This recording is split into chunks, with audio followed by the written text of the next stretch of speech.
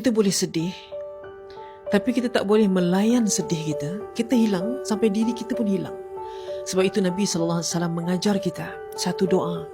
Allahumma inni a'udzubika minal hammi wal hazan. Wahai Allah, lindungilah aku daripada sifat kemurungan dan kesedihan yang melampau. Wa a'udzubika minal ajzi wal kasal.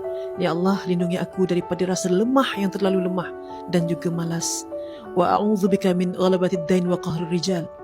Dan ya Allah, lindungilah aku daripada belenggu hutang dan tekanan daripada manusia, dan juga lindungilah aku daripada sifat bakhil. Maka bila kita susah hati ni, kita baca doa ni, seolah-olah Allah hantar malaikat untuk cabut kesedihan yang ada dalam hati kita. Sedih siapa tak sedih? Nabi juga diuji, Nabi juga sedih, dan Nabi juga bergantung dan berdoa pada Allah agar Allah hilangkan kesedihan dan kesempitan jiwa. Nabi juga sempit jiwanya, apatah lagi kita.